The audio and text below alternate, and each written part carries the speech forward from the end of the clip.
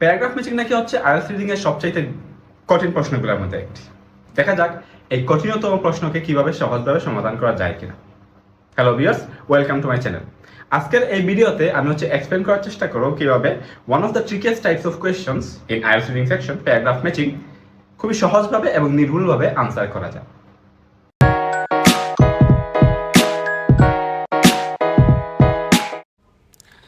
So আজকে আমরা যে প্যাসেজটা সলভ করব সেই প্যাসেজটার নাম হচ্ছে gifted children and learning.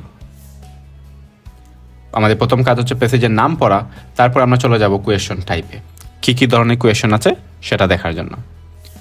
Question 1 to 4 হচ্ছে which paragraph contains the following information, তার মানে হচ্ছে প্যারাগ্রাফ ম্যাচিং, যেটা নিয়ে আমরা কথা বলতে চাচ্ছিলাম। One of the most difficult types of questions in reading, এবং এটাকে আমি একদম পানির মতো সহজ করে উপস্থাপন করব। সবচেয়ে ডিফিকাল্ট কোয়েশন কীভাবে সবচেয়ে সহজভাবে সলভ করা যায় সেটা আমরা দেখানোর চেষ্টা করব। অলরাইট, শুরু করা যাক। তারপর হচ্ছে কোয়েশন 5 to 9। 5 to 9 কি? Look at the following statements and the list of people below, match each statement with the correct person or people A to E, write the correct letter A to E in boxes 5 to 9 on your answer sheet। এটা হচ্ছে feature matching, অথবা যেটাকে name ম্যাচিংও বলা হয়। এখানে list of people আছে, তারপরে এই স্টেটমেন্টের সাথে আমরা এই নামগুলো মেলানোর চেষ্টা করব, যেটা আমি এখনও সলভ করিনি। I mean list of people বা ফিচার ম্যাচিং সলভ করে কোনো ভিডিও আমি এখনও আপলোড করিনি, তাই আমরা এটা আপাতত ইগনোর করব। আমরা পরে কোয়েশনগুলো দেখব, সেটা হচ্ছে question 10 to 13, fill in the gaps. সবচাইতে সহজ type of question, fill in the gaps আর ট্রু ফলস নট গিভেন। এখানে ফিল ইন দ্য গ্যাপস আছে। মনে রাখতে হবে ফিল ইন দ্য গ্যাপস এবং ট্রু ফলস নট গিভেন হচ্ছে আমাদের প্রায়োরিটি কোয়েশন। যত যা টাইপের কোয়েশন থাকুক না কেন, আমরা শুরু করব ফিল ইন দ্য গ্যাপস অথবা ট্রু ফলস নট গিভেন দিয়ে। এখানে যেহেতু ফিল ইন দ্য গ্যাপস আছে, তাহলে আমরা ফিল ইন দ্য গ্যাপস দিয়েই শুরু করব।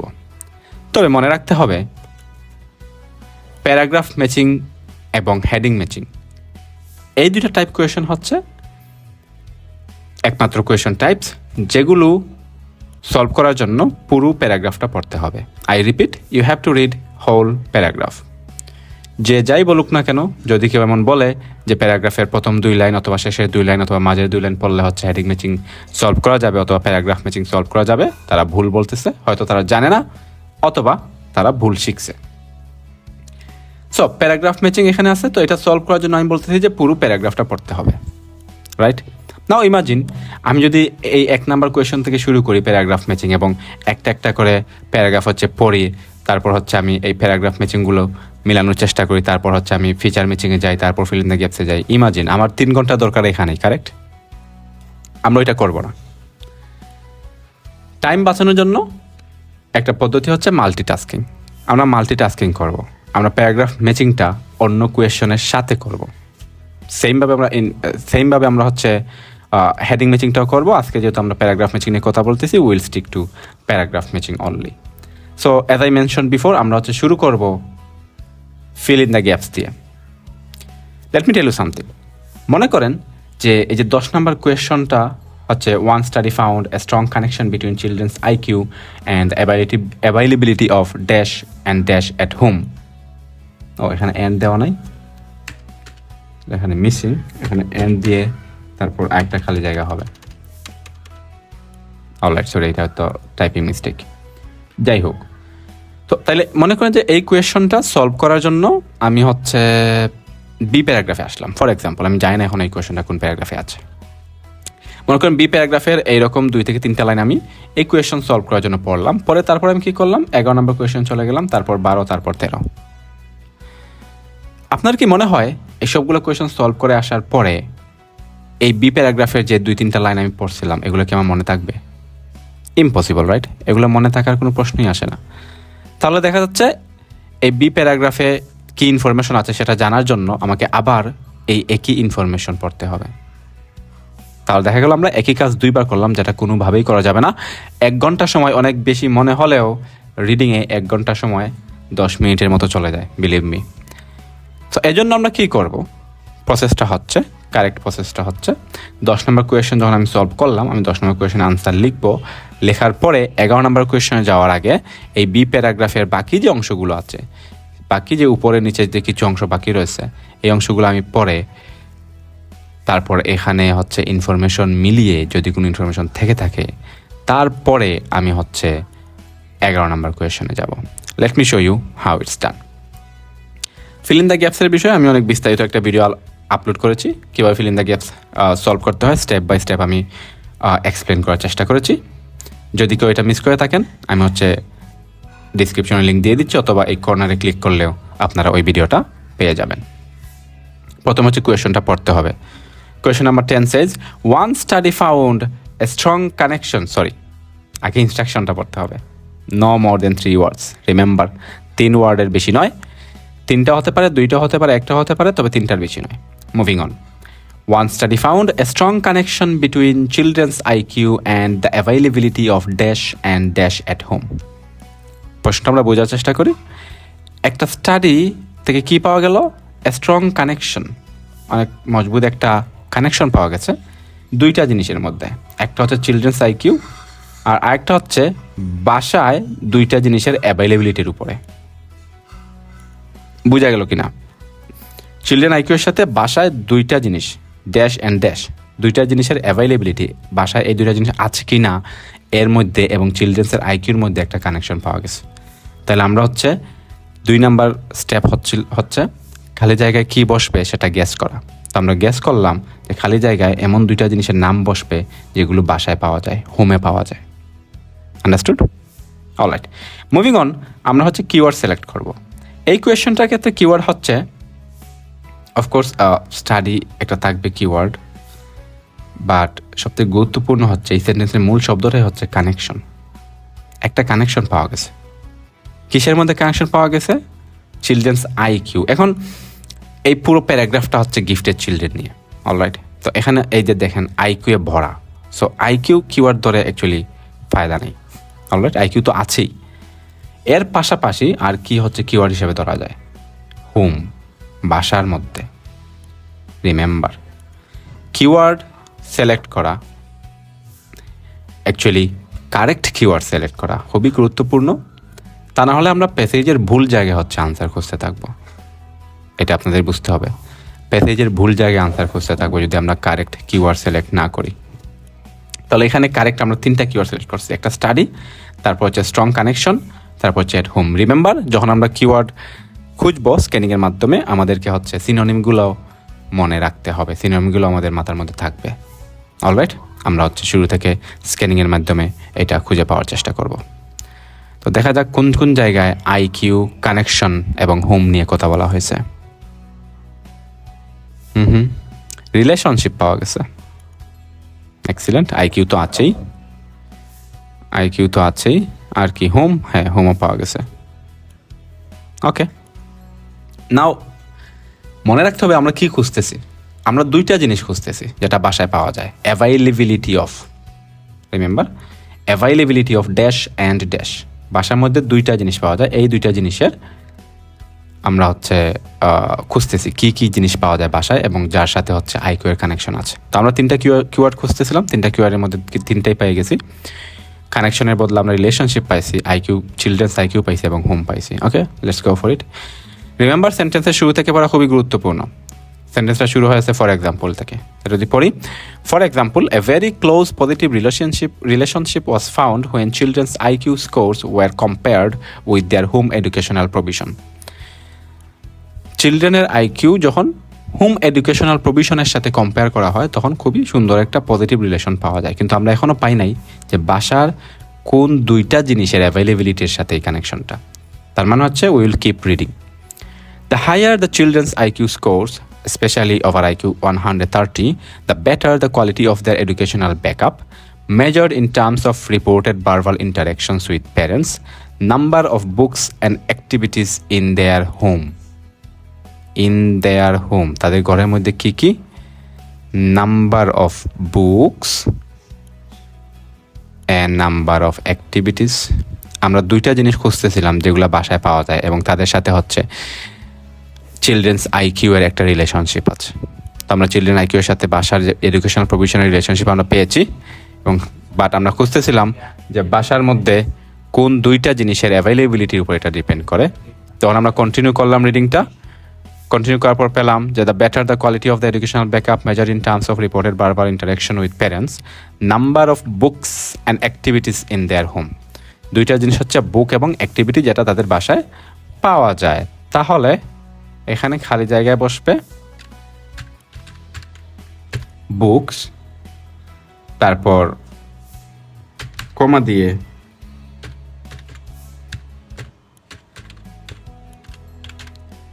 অ্যাক্টিভিটিস। এটা একটু বড় করে দিই। এটা বড় হবে না, বাট আই হোপ আপনারা দেখতে পারতেছেন। Books and activities. ওকে, তাহলে আমি এখানে লিখে ফেলি। এখানে লিখলে হচ্ছে ভালো করে বুঝে যাবে বুকস। সো যদি দুইটা শব্দ থাকে, মাঝখানে আর কোনো গ্যাপ থাকে না, কোনো কিছু লেখার সুযোগ নেই, তাহলে হচ্ছে এরকম কমা দিয়ে হচ্ছে দুইটা আনসার লিখতে হবে। কারণ হচ্ছে আনসারটা একটা জায়গায় থাকবে, সেখানে বুকস লিখে কমা দিবেন, তারপর হচ্ছে অ্যাক্টিভিটিস লিখবেন।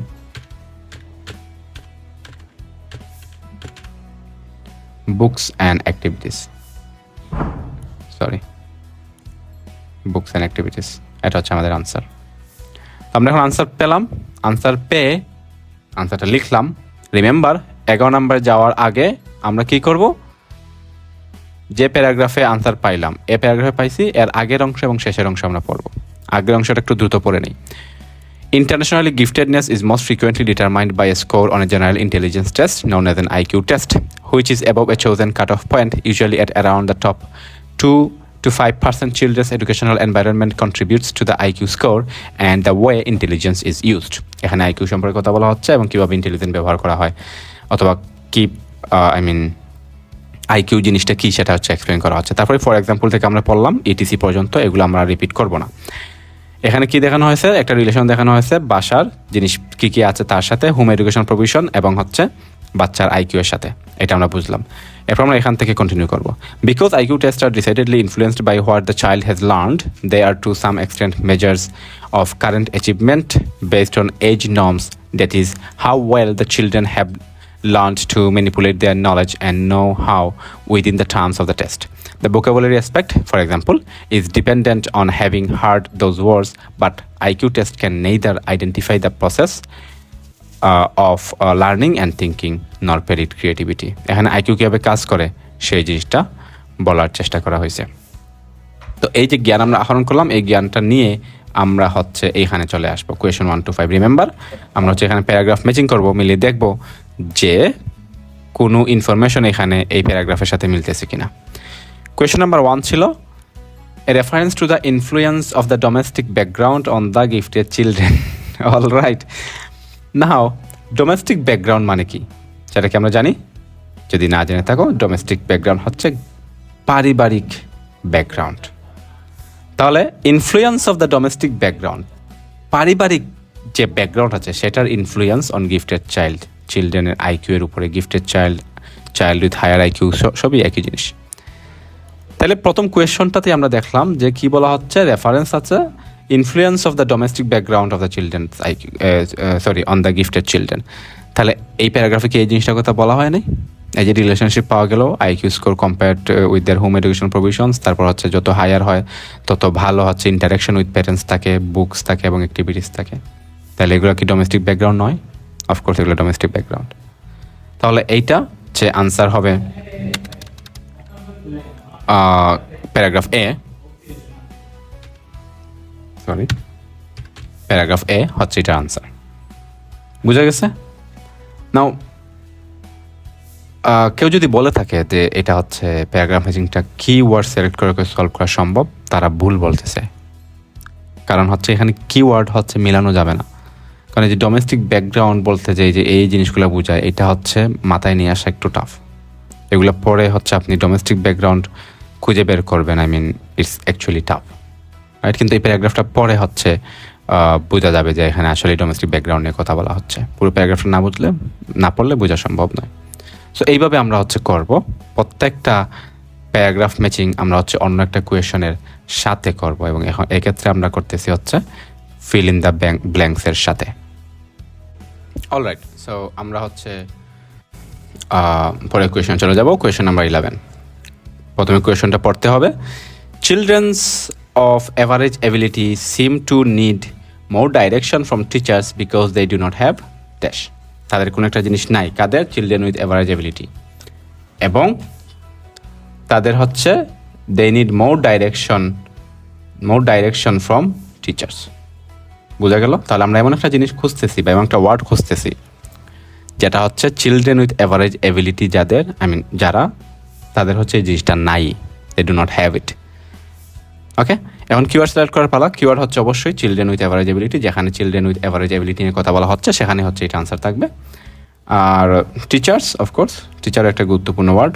আর হচ্ছে সবচেয়ে গুরুত্বপূর্ণ যেটা, ডু নট হ্যাভ, তাদের কি নাই এটা আমরা দেখব। ওকে, আমরা এখন প্যাসেজে চলে যাব, যেখানে হচ্ছে আগের কোয়েশনটা সলভ করছি তারপর থেকে।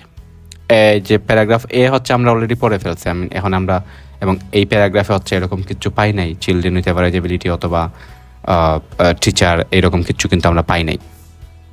অলরাইট, তাহলে আমরা প্যারাগ্রাফ বিতে চলে আসবো। বিতে এসে একটু স্ক্যান করে, এই যে অ্যাভারেজ এবিলিটি পেয়ে গেছি। আর কিছু পাওয়া যায় কিনা? টিচার্স, হ্যাঁ, এটার সাথেই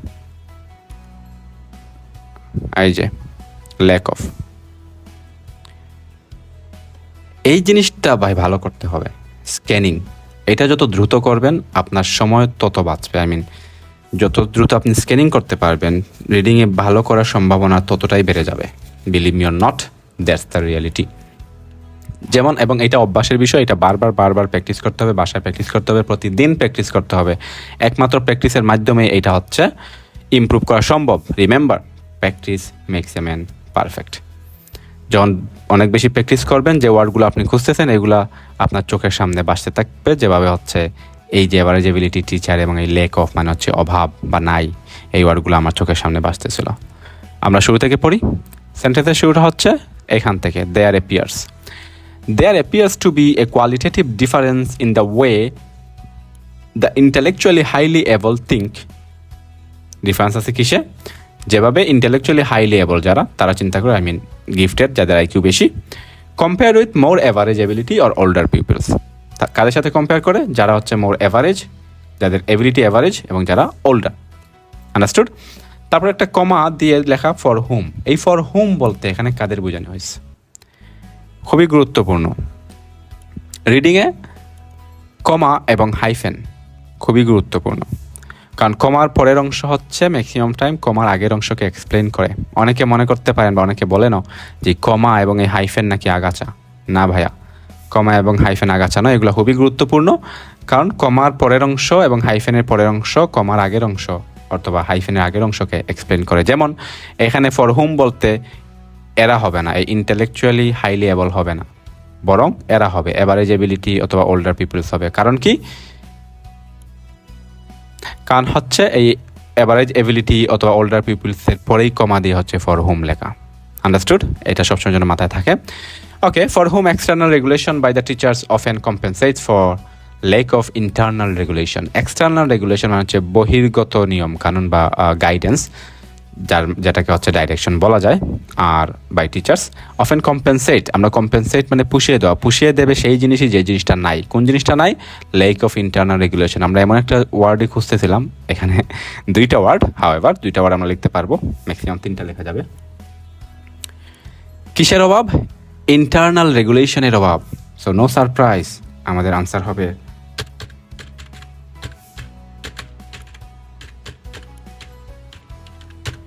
ইন্টারনাল রেগুলেশন। বুঝা গেল? অলরাইট, এখন আমরা 12 নাম্বার যাওয়ার আগে কি করতে হবে? Of course you guessed it right, আমরা হচ্ছে বি প্যারাগ্রাফের হচ্ছে আগের অংশ, উপরের অংশটা এবং নিচের অংশটা পড়ে ফেলবো। উপরের অংশ শুরু হচ্ছে এক্সিলেন্স থেকে। Excellence does not emerge without appropriate help to reach an exceptionally high standard in any area. Very able children need the means to learn. Means মানে হচ্ছে মাধ্যম, which includes material to work with the focused challenging tuition and the encouragement to follow their dream. ওকে, তাদের কী কী দরকার হয় সেই জিনিসগুলো। তারপরে দেয়ার APS আমরা এটা পড়লাম রেগুলেশন পর্যন্ত।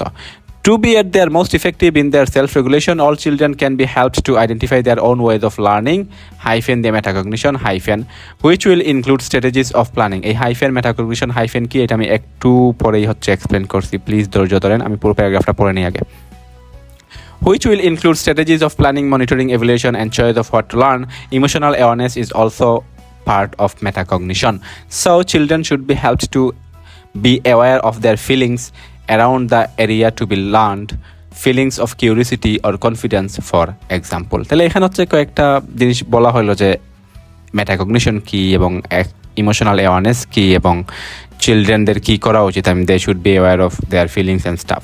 অলরাইট, এই জিনিসগুলো বলা হয়েছে এবং এখানে হচ্ছে অ্যাভারেজ এবিলিটি হচ্ছে পিউপিলসদের যে এক্সট্রা গাইডেন্স দরকার হয়, তাদের যে ইন্টারনাল রেগুলেশন কম, এই জিনিসগুলো বলা হয়েছে। তো এই যে জ্ঞান আমরা আহরণ করলাম, এই আহরিত জ্ঞান নিয়ে আমরা হচ্ছে চলে যাব কোয়েশ্চন নাম্বার 2-তে। Remember question number 2, reference to what can be lost if learners are given too much guidance. Too much guidance যদি দেওয়া হয়, too much, right? And what can be lost. এই বি প্যারাগ্রাফটা থেকে আমরা পরে কি বুঝতে পারছি যে কিছু হারাবে বা টু মাচ গাইডেন্স এরকম কিছু কি আমরা পড়লাম? টু মাচ গাইডেন্স বা কিছু হচ্ছে হারানোর সম্ভাবনা? I don't think so. তোমরা হচ্ছে পড়লে আমি জানি না, বাট আমি কিন্তু এরকম কিছু পড়িনি। তাহলে এই 2 নম্বরের আনসারটা হচ্ছে প্যারাগ্রাফ বি হবে না। আমরা হচ্ছে পয়েন্টটাতে চলে যাবো। বাই দা হয়, পয়েন্ট টু বি নিডার, এখানে এন বি দেওয়া, you may use any letter more than once, remember. একটা প্যারাগ্রাফের আনসার হচ্ছে 2টা হতে পারে, রিমেম্বার দ্যাট। তারপর আমরা চলে গেলাম 3 নম্বরে, এ reference to the damaging effect of anxiety. কোনো অ্যাংজাইটি অথবা এর ড্যামেজিং ইফেক্ট নিয়ে কথা বলে নাই ওইখানে, এগুলো ভুলে গেলে চলবে না, এগুলো কিন্তু বলে নাই। Number 4, examples of classroom techniques. কোনো ক্লাসরুম টেকনিক নিয়ে কথা বলে নাই, সেখানে শুধু বলা হয়েছে যে অ্যাভারেজ এবিলিটি চিলড্রেনের হচ্ছে বেশি কি বলে এক্সটার্নাল রেগুলেশন দরকার, ডাইরেকশন দরকার। কিসের জন্য? কারণ তাদের হচ্ছে ইন্টারনাল রেগুলেশন নাই। কিন্তু এখানে কিছু হারায় কি হারায় না এই জিনিসগুলো বলা হয় না, শুধুমাত্র এটা এই যে টু মাচ গাইডেন্স দেখে এবং এক্সটার্নাল রেগুলেশন দেখে এখানে কিন্তু হচ্ছে ভুল করলে চলবে না। এখানে কিছু হারানোর কথা বলা হয় না, বাট এখানে বলা হচ্ছে কিছু একটা জিনিস হারাইছে। আন্ডারস্টুড? আর এখানে হচ্ছে ক্লাসরুম টেকনিকের কথা বলা হচ্ছে, ডিসঅ্যাডভান্টেজ চিলড্রেনের কথা বলা হচ্ছে। এরকম কিচ্ছু হচ্ছে আমরা প্যারাগ্রাফ বিতে পাই নাই। এখন অনেকের মনে হতে পারে তাহলে কি এই প্যারাগ্রাফ বি পুরোটা যে আমরা পড়লাম এখানে ওয়েস্ট অফ টাইম হইল? Well, good news for you guys, এখানে ওয়েস্ট অফ টাইম হয় নাই। কারণ কি একটু পরেই বুঝতে পারবেন। আমরা 12 নম্বর কোয়েশ্চনে চলে আসলাম। মেটাকগনিশন কিছু কি মনে পড়ে? মেটাকগনিশন পড়ছি কোনো জায়গায়? Exactly, metacognition. সো এইরকম কোনো না কোনোভাবে আপনার এই পুরো প্যারাগ্রাফটা যে আপনি দ্রুত পড়বেন, স্কিমিং করে পড়তে হবে, কিন্তু আমি কিন্তু বলতেছি না যে একদম ঘুমিয়ে পড়বেন, সময় নিয়ে পড়বেন। এত সময় নাই বাপ, এত সময় নাই, দ্রুত পড়তে হবে। তবে এই দ্রুত পড়লে মাঝে মাঝে হতে পারে যে বেকার হয়ে যেতে পারে, বাট এটা খুবই রেয়ার। বিলিভ মি, কোনো না কোনো কোয়েশনে এইটা কাজে আসবে এবং এটা আসবেই আসবে, আমি এটা গ্যারান্টি দিচ্ছি, don't worry. Question number 12, metacognition involves children understanding their own learning strategies as well as developing what? বোঝার চেষ্টা করো। মেটাকগনিশন ইনভলভস, মেটাকগনিশনের সাথে সম্পৃক্ত কি children understanding their own learning strategies, তাদের স্ট্র্যাটেজিস যে তারা বুঝতে পারে এই বিষয়টা, as well as developing something. তাহলে 2টা জিনিস হচ্ছে মেটাকগনিশনের অন্তর্ভুক্ত। একটা হচ্ছে চিলড্রেনরা তাদের লার্নিং স্ট্র্যাটেজিস বুঝতে পারে, আর দ্বিতীয়টা হচ্ছে তারা কিছু একটা জিনিস ডেভেলপ করা মানে শুধুই উন্নত না, কিন্তু ডেভেলপ করা মানে হচ্ছে কি বলে এটারে, ডেভেলপ করা মানে হতে পারে যে গড়ে তোলা বা বানানো, এটাও কিন্তু হয়। Like developing a habit, it does not mean যে আপনি এটা উন্নত করতেছেন। ডেভেলপিং এ হ্যাবিট মানে কি, হ্যাবিটটা তৈরি হচ্ছে। তো এইরকম, তো do not put too much importance on developing, by the way, that's what I am meaning, or that's what I am trying to say. Moving on. তাহলে এখানে আমরা এমন একটা জিনিস খুঁজতেছি যেটা হচ্ছে মেটাকগনিশনের অংশ। এই স্ট্র্যাটেজির সাথে সাথে 2টা হচ্ছে মেটাকগনিশনের অংশ, একটা হচ্ছে স্ট্র্যাটেজি, তারা তাদের লার্নিং স্ট্র্যাটেজি বুঝতে পারে, আর একটা কি আমরা মেটাকগনিশন এখানে পাইছিলাম, এটা আমরা শুরু থেকে পড়ব। শুরু হচ্ছে to be at their most effective. To be at their most effective in their self-regulation, all children can be helped to identify their own ways of learning. Hyphen metacognition, যে হাইফেনটা যে কত গুরুত্বপূর্ণ। তাহলে যে মেটাকগনিশন হচ্ছে হাইফেনের পরে, আর হাইফেনের আগে হচ্ছে কি all children can be helped to identify their own ways of learning. তাহলে এই যে own ways of learning identify করার যে বিষয়টা, এটাকে মেটাকগনিশন বলে। বোঝার চেষ্টা করে এখানে, খুবই গুরুত্বপূর্ণ, খুবই গুরুত্বপূর্ণ। তাহলে হাইফেনের পরের অংশ হচ্ছে মেটাকগনিশন, আর আগের অংশ হচ্ছে ability to identify their own ways of learning. এই যে own ways of learning identify করার বিষয়টাকে মেটাকগনিশন বলে। কীভাবে বুঝলাম আমরা? কারণ এটার পরেই হচ্ছে হাইফেন দিয়ে মেটাকগনিশন লেখা, তারপরে আবার হাইফেন দেওয়া, তার মানে এই হাইফেনের পরের অংশটাও কী হবে? মেটাকগনিশন সম্পর্কেই হবে লেখা। হুইচ উইল ইনক্লুড, তার মানে হুইচ বলতে মেটাকগনিশন বুঝাইছে। এই যে হাইফেন এবং কমা কেন আগাছা নয়, এর প্রমাণ। Which will include strategies of planning, monitoring, evaluation and choice of what to learn. এখন এখানে হচ্ছে অনেকেই ভুলটা করে, এই যে স্ট্র্যাটেজিস অফ প্ল্যানিং এর পরের ওয়ার্ডটাই হচ্ছে মনিটরিং হচ্ছে এখানে বসায় দেবে, অথবা যে কোনো একটা ইভ্যালুয়েশন বসায় দেবে, অথবা কনফিউজড হয়ে যাবে যদি নাও বসায়, রাইট? কনফিউজড হয়ে যাবে। এখানে কনফিউজড হওয়ার কিচ্ছু নাই ভাইয়া। এখানে হচ্ছে দেখতে হবে আমরা কি খুঁজতেছি। এখানে হচ্ছে their own way, their own learning strategies, অনেকগুলা স্ট্র্যাটেজি কিন্তু তার মানে হচ্ছে এই যে planning, monitoring, evaluation and choice of what to learn, সবগুলো হচ্ছে স্ট্র্যাটেজিজ এর অন্তর্ভুক্ত। তার মানে আমরা যেটা খুঁজতেছি এটা এখনো বাকি রয়েছে। Will continue reading. Emotional awareness is also part of metacognition. আমরা জানতাম যে মেটাকগনিশনের দুইটা অংশ আছে, একটা হচ্ছে স্ট্র্যাটেজিস আর আরেকটা আমরা খুঁজতেছিলাম। এখানে ক্লিয়ারলি একদম সহজ ইংলিশে, বাংলায় নয়, একদম সহজ ইংলিশে বলা হয়েছে emotional awareness is also part of metacognition. Understood? তার মানে আমরা যেটা খুঁজতেছি ওয়ার্ডটা, এটা হচ্ছে emotional awareness. They develop their emotional awareness too. তাহলে কারেক্ট আনসার হবে ইমোশনাল।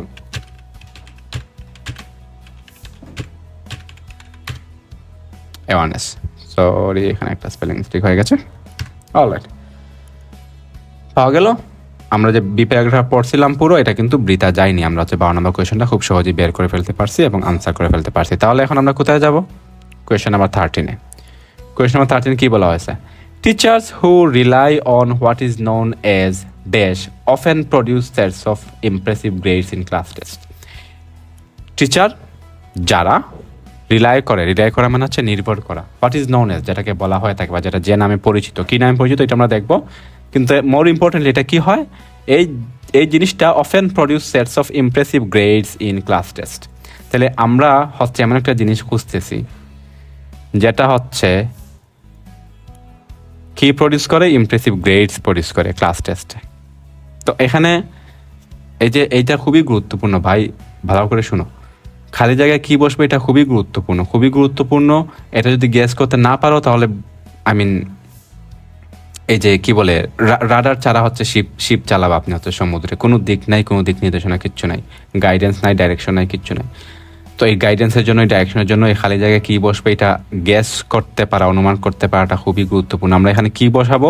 আমরা এমন একটা ওয়ার্ড খুঁজতেছি যেটা হচ্ছে ক্লাস টেস্টে ইমপ্রেসিভ গ্রেড প্রডিউস করে এবং টিচারও তার উপর ডিপেন্ড করে, রিলাই করে। তাহলে এখানে অফকোর্স টিচার্স হবে একটা কিওয়ার্ড, অফকোর্স টিচার্স হবে একটা কিওয়ার্ডস। তারপর হচ্ছে এই যে ইমপ্রেসিভ গ্রেডস, ক্লাস টেস্ট, এগুলোও কিওয়ার্ড। বোঝা গেল? এই ইমপ্রেসিভ গ্রেডস, এখন শুধু ইমপ্রেসিভ গ্রেডস হচ্ছে খুঁজলে হবে না, ভালো result, good result, great result, এই জিনিসগুলোও থাকবে। এইগুলো হচ্ছে আমাদের মাথায় রাখতে হবে। ওকে, সিনোনিমগুলো। ক্লাস টেস্টের জায়গায় এক্সামিনেশন থাকতে পারে, এক্সাম থাকতে পারে, anything can be there. Understood? তাহলে আমরা হচ্ছে কিওয়ার্ডগুলো খুঁজতে শুরু করবো কোথার থেকে? যেখানে হচ্ছে আগের কোয়েশনটা আমরা হচ্ছে সলভ করলাম তারপর থেকে খোঁজা যাক, দেখা যাক কোন জায়গায় পাওয়া যায় কিনা। টিচার্স, তারপর হচ্ছে ক্লাস টেস্ট, তারপর হচ্ছে গুড গ্রেড, আর যা এক্সামিনেশন রেজাল্টস। এই জিনিসটা কিন্তু এমনিতে হয় নাই ভাই, একদিনে হয় নাই, বিলিভ মি। এই রিডিং হচ্ছে 9, একদিনে কিন্তু আসে নাই। রিডিংয়ে 9 একদিনে আসে নাই, অনেক দিনের পরিশ্রমের ফল। এই পরিশ্রমটা হচ্ছে সিস্টেমেটিক ওয়েতে পরিশ্রম। এই জিনিসটা হচ্ছে আপনাদেরকেও শিখতে হবে। অলরাইট, এই জিনিসটা হচ্ছে শিখতে হবে, পরিশ্রম করতে হবে। একদিনে হচ্ছে ভালো স্টুডেন্ট হওয়া যাবে না, তিলে তিলে গড়ে উঠতে হবে,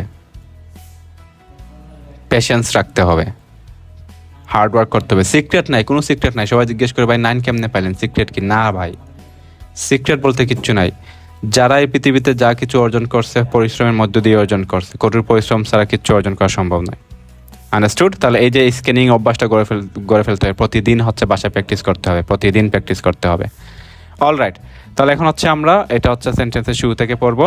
শুরুটা হচ্ছে এখান থেকে, conversely teachers who have a tendency to over direct, যারা ওভার ডাইরেক্ট করে, alright, can diminish their gifted pupils, diminish their gifted pupils learning autonomy, যেটা যারা হচ্ছে একদম মনে হয় রোবটের মতো শেখে, এই জিনিসটা কি করবে? ডিমিনিশ করবে। ডিমিনিশ অর্থ হচ্ছে কমানো, এটা মনে রাখবেন, কাজে আসবে। ডিমিনিশ অর্থ হচ্ছে কমানো বা নষ্ট করা। কি নষ্ট করে? তাদের লার্নিং অটোনমি নষ্ট করে। Okay, although spoon feeding, by the way যে ওভার ডাইরেক্ট জিনিসটা আমরা দেখলাম ওভার ডাইরেক্ট কোয়ার্টার, এটাই কিছু মনে পড়ে? একটু পরে আমি আসতেছি। Although spoon feeding can produce extremely high examination result, কোন জিনিসটা extremely high examination result produce করতে পারে? You guessed it right, spoon feeding will produce extremely high examination result. আমরা এই শব্দটাই খুঁজতেছিলাম। এই স্পুন ফিডিংই হচ্ছে ভালো রেজাল্ট, ইমপ্রেসিভ গ্রেডস হচ্ছে ক্লাস টেস্টে প্রডিউস করে, ইমপ্রেসিভ গ্রেডস। তো আমরা এখানে কি লিখবো? Spoon feeding is the correct answer.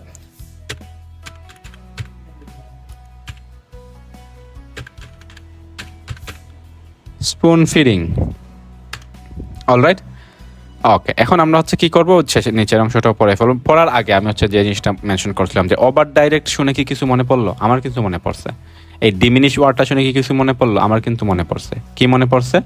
এই যে প্যারাগ্রাফ ম্যাচিং মনে আছে, আরও কিছু কিন্তু বাকি রয়েছে। এখানে কিন্তু বলা হয়েছিল টু মাচ গাইডেন্স, পাইছি টু মাচ গাইডেন্স। আর হচ্ছে কি হোয়াট ক্যান বি লস্ট, কি হারাইতে পারে too much গাইডেন্সে।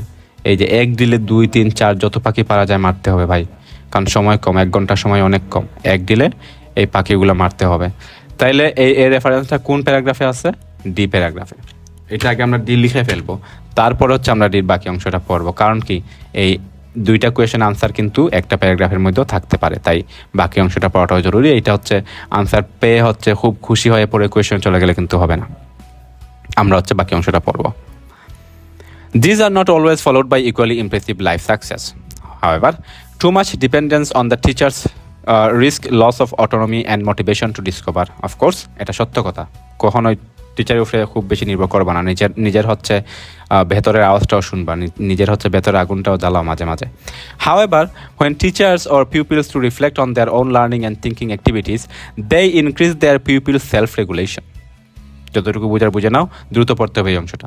For a young child it may be just the simple question, what have you learn today, which helps them to recognise what they are doing. Given that a fundamental goal of education is to transfer the control of learning from teachers to pupils. Pupils অর্থ কি জানি আমরা, by the way, pupils অর্থ student যদি না জেনে থাকো। Improving pupils learning to learn techniques should be a major outcome of the school experience, especially for the highly competent মানে হচ্ছে কিন্তু সক্ষম। Okay, there are quite a number of new methods which can কিছু কি মনে পড়ে? হ্যাঁ, আসতেছি। Which can help, such as children initiated learning, ability, peer tutoring, etc. Such practice have been found to be particularly useful for bright children from deprived areas. Deprived areas মানে কি আমরা জানি? Deprived অর্থ হচ্ছে সুবিধা বঞ্চিত। তাহলে সুবিধা বঞ্চিত এরিয়া চিলড্রেনের জন্য এই যে মেথড অথবা টেকনিক্স, কিছু মনে পড়ে? মনে করাচ্ছি দাঁড়াও। এই যে কোয়েশ্চেন আসলাম আমরা, এখানে কি কিছু বলা আছে টেকনিক সম্পর্কে? Example of classroom techniques which favour socially disadvantaged children. যারা সোশ্যালি ডিসঅ্যাডভান্টেজড, যাদের হচ্ছে সামাজিক সুযোগ সুবিধা নাই, সুবিধা বঞ্চিত শিশু নিয়ে এবং ক্লাসরুম টেকনিক নিয়ে এখানে কি বলা হয় নাই? এই যে ক্লাসরুম টেকনিকগুলো কি এখানে ক্লাসরুম টেকনিকগুলো হচ্ছে এই যে ইনিশিয়েটেড লার্নিং, একটা করে initiated learning, ability, PID tutoring, এগুলো কি মেথডের এক্সাম্পল অফ ক্লাসরুম মেথড অথবা টেকনিক। আর হচ্ছে deprived area, children from deprived area, সুবিধা বঞ্চিত শিশু। তাহলে এই জিনিসটা কিসে পাওয়া গেল? ডিতে পাওয়া গেল, এই জিনিসটাও ডিতে পাওয়া গেল। তাহলে হচ্ছে 4 নম্বরের আনসারও ডি হবে। আন্ডারস্টুড? বোঝা গেল? 4 নম্বরের আনসারও ডি হবে।